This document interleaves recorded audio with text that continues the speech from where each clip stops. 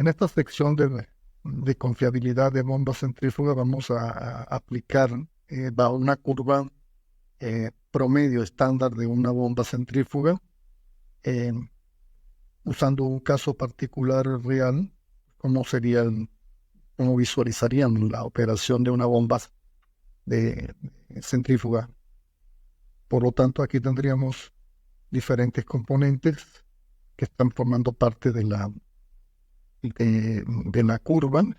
Vamos a explicar cada uno de ellos de manera que podamos entender mejor, ¿no?, qué es donde deberíamos estar trabajando con las bombas.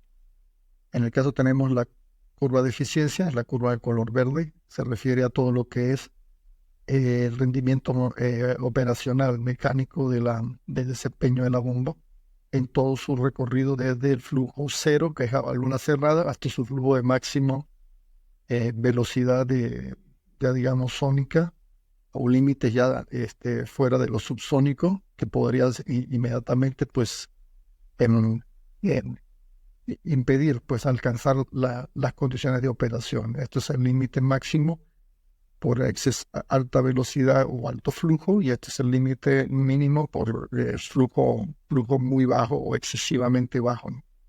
Este es el rango que deberíamos tener para poder visualizar la operación de la bomba. Vemos que la curva de cabeza normalmente tiene este tipo de característica, una bomba centrífuga, en la que a medida que el flujo aumenta, que significa la energía cinética sobre el líquido, va aumentando, la energía potencial, que sería la diferencial de presión, va disminuyendo.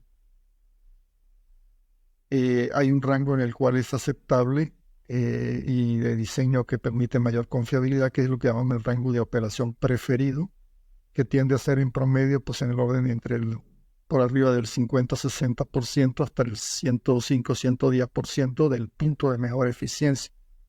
Este rango como tal es el rango donde la bomba se desempeña mejor desde el punto de vista de confiabilidad. Luego tenemos un rango de operación permitido, el cual es un poco más amplio, puede operar desde el 10-20% del flujo hasta el 110-115% de todo el rango de flujo de operación, siendo el 100 el punto de mejor eficiencia en este caso. Y en este rango, pues el grado de confiabilidad de la bomba sigue siendo bueno, no es el ideal, se supone que está diseñada para trabajar aquí, pero en este rango todavía podría dar condiciones de operación, si se quiere, aceptables, aunque con un margen de confiabilidad cada vez más bajo. Valores por debajo de esto, pues inmediatamente causarían daños serios con vibración, cavitación y otros elementos a altas temperaturas, gasificación del líquido. Luego tenemos la sección de la curva de cabezal de NPCH. Esta sería la tendencia de la curva en la medida que el flujo aumenta. El NPCH que requiere la bomba para mantener esas condiciones de flujo y presión, pues va en aumento. Sin embargo, el NPCH requerido está limitado por lo que llamamos el NPCH disponible, que eso está en función de la caída de presión, la vaporización del líquido en la entrada, que en la medida que el flujo aumenta, la caída de presión está en función de la velocidad al cuadrado. Si la tubería tiene manteniendo el mismo diámetro y el mismo tipo de líquido, en la medida que el flujo aumenta, la velocidad, ya que el área es constante, la velocidad aumenta. Si la velocidad aumenta, como dijimos, la caída de presión está en función de la velocidad al cuadrado, significa que hay una mucho mayor caída de presión.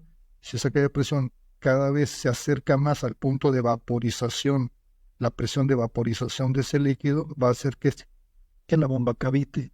En la medida que la bomba cavite, que es cuando el NPCH requerido supera al NPCH disponible, que normalmente es una curva en sentido inverso a la de requerido. En ese punto pues se produce el fenómeno de cavitación, que es muy dañino, ¿no? Produce un ruido excesivo, mucha vibración y acorta totalmente la vida de los componentes. Luego está la curva de potencia, que viene siendo en la medida que el flujo aumenta hay una mayor cantidad de energía, ¿no?, moviéndose en el equipo, consumo de amperaje y de energía del equipo motriz. Y los rangos que vemos aquí, menor, mayor, están en función del diámetro mínimo y el diámetro máximo del impulsor. En el diámetro mínimo tenemos menor consumo de potencia, pero también tenemos menor energía potencial, cabezal de la bomba. Y en el máximo impulsor, tendríamos la curva superior, que es la que le da el límite de máxima presión posible y energía potencial a la bomba. Entonces veamos algunos casos como el ejemplo.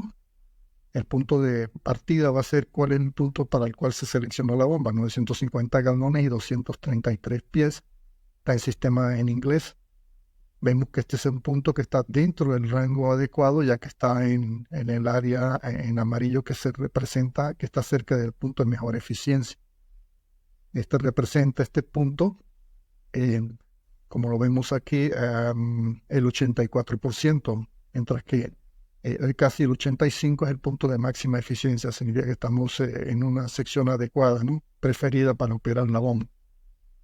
El flujo dijimos 950. El cabezal 233, la eficiencia que damos está un 1% aproximadamente por debajo de la mejor máxima eficiencia, que es una condición de operación muy, muy buena, muy confiable del equipo. El consumo de potencia, pues en el rango del 66%, como se ve, se escogió un impulsor muy cercano a aproximadamente a un 80-90% del límite del máximo diámetro posible del impulsor, vemos que está alejado del mínimo diámetro, lo cual indica que mientras estemos dentro de este rango máximo mínimo estamos trabajando adecuadamente en el tipo de bomba que fue seleccionada, ¿no? El tamaño de impulsor que fue seleccionado. El NPCH requerido vemos que es de 18. Si tuviéramos aquí el disponible para ese valor, podríamos ver si ese valor del disponible estuviera por debajo de 18, indudablemente tendríamos problemas de cavitación, cosa que aquí no lo podemos determinar, pero bueno, en la medida en que el flujo aumenta, el caudal aumenta, el NPCH disponible va reduciéndose. Entonces, si estamos por arriba del disponible del requerido, estamos bien. Ahí, sin embargo, bueno, esto es, en el ejemplo vemos que fue una bomba bien seleccionada, adecuada para las condiciones. Sin embargo, ¿qué pasaría si tuviéramos una operación con flujo muy bajo? Por ejemplo, donde la demanda del proceso que requiere que la bomba maneje como flujo está por debajo del rango de operación preferida y estamos ya en el rango de operación aceptable, sin embargo, con una merma en la confiabilidad de la bomba. Esta situación indica que toda esta zona en azul, vemos que el rango de presión, de eficiencia, perdón, merma significativamente. Ya no estamos hablando del 85%, estamos hablando de valores que pueden estar inclusive por debajo del 50%, lo cual indica que el motor va a consumir mucha más energía para poder dar los requerimientos, ¿no? Y estamos subutilizando la bomba, significa que estaremos operando una bomba sobredimensionada, ¿no? Digamos, estamos en una sección de flujo muy bajo para lo que fue diseñada. ¿Qué efectos adversos tiene? Bueno, a ciertos flujos, debajo del punto de máxima eficiencia, vemos se produce recirculación interna. Ya veremos más adelante que esta sección con merma en la eficiencia es producto de la recirculación interna que hay entre la succión y en la descarga de la bomba. Esta recirculación puede causar lo que llama el oleaje hidráulico, daña el impulsor, produce cavitación, incrementa la temperatura del líquido bombeado, porque es mucho flujo, es muy poco flujo para la cantidad de energía disponible de la bomba, del impulsor. Si la bomba posee una velocidad específica alta, la curva de potencia y caudal aumentará a medida que la capacidad vaya en decremento. Y esto ocasiona la sobrecarga, ¿no? El elemento motriz. El líquido bombeado contiene una cantidad apreciable de gases o está operando sobre el rango de la presión de vaporización del líquido a esa temperatura. Estamos superando esos valores, se produce la cavitación.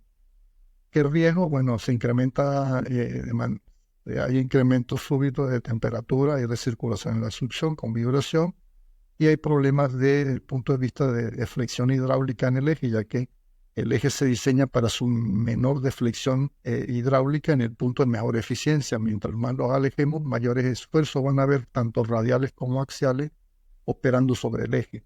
Y esto también hace que se acelere el daño y el desgaste en los rodamientos. Como recomendación es no operar por debajo del 15% del punto de mejor eficiencia. Y conocer que los diseños que requieren un flujo mínimo, ser que estén por arriba de ciertos valores para que no estemos en una zona de operación inestable, ¿no? O de baja confiabilidad. Valores por arriba del 80 tienden a ser muy buenos, considerados aceptables para la confiabilidad. Valores por debajo, pues no se recomienda. El caso opuesto es la operación alto flujo. En el caso de la operación alto flujo es cuando ya estamos alcanzando flujo, caudales tan grandes que la velocidad, ya que el área se mantiene constante, la velocidad se incrementa a niveles sónicos, ya muy cercanos a valores del límite sónico, lo cual hace que haya mucha pérdida y deficiencia en las condiciones de la creación de energía potencial y de energía cinética, que es la combinación final de la energía que produce la bomba. Entonces, en ese caso, estamos hablando de que se genera una pérdida de eficiencia significativa en esta área que hace que finalmente la bomba no pueda dar las condiciones deseadas. Normalmente se dice que es una bomba que quedó muy chica para las condiciones de operación realmente necesarias no aplicar.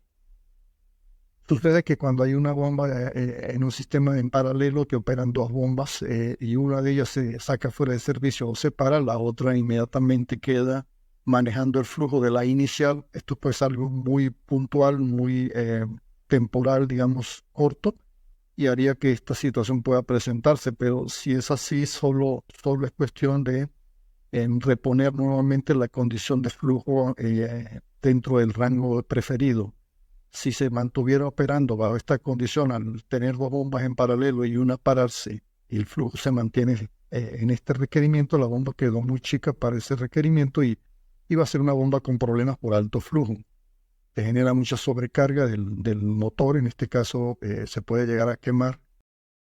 Y además se produce recirculación interna que produce altas vibraciones. Como riesgo tenemos la cavitación, que hay una falta significa que hay un NPCH disponible muy bajo. Ya estamos hablando de los niveles de NPCH requeridos cada vez más altos que si superan el disponible, pues causarían cavitación, ¿no? Y hay desgaste acelerado en los rodamientos y efectos de fuerzas axiales y radiales en el eje que hacen que se incremente la vibración.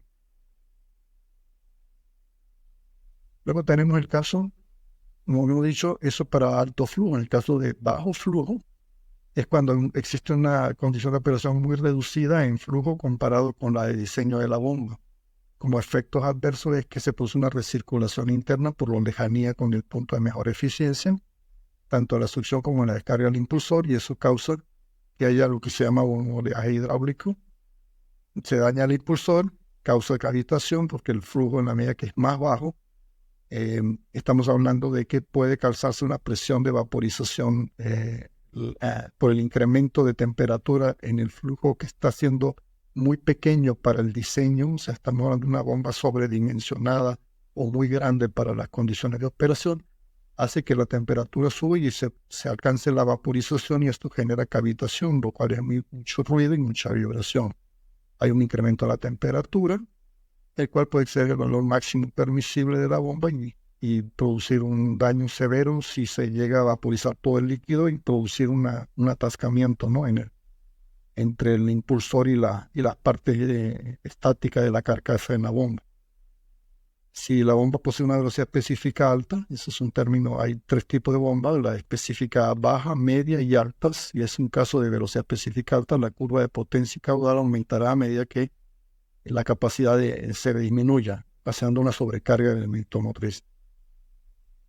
Si el líquido bombeado contiene una cantidad apreciable de gases o se vaporiza el líquido como tal, se produce la cavitación.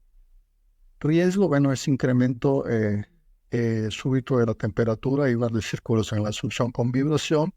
Las fuerzas de deflexión en el eje son mayores, estamos muy lejanos del punto de mejor eficiencia, que es donde los esfuerzos son casi cero, y se acelera el desgaste en los rodamientos. Se recomienda que nunca se opere por debajo del 15% del BEP, significa que esté siempre por arriba entre el 85 y el 105% del equivalente al 100% de mejor eficiencia. Valores por debajo tienden a ser muy problemáticos y bajar la confiabilidad de la máquina. El problema con la operación alto flujo, bueno, ocurre cuando se especifican márgenes excesivos, tanto en cabezal como en capacidad. Estamos hablando en esta zona azul.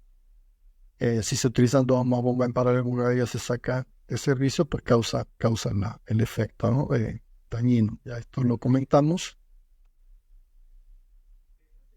Finalmente con esto pues se concluye la sección de confiabilidad dentro de una bomba.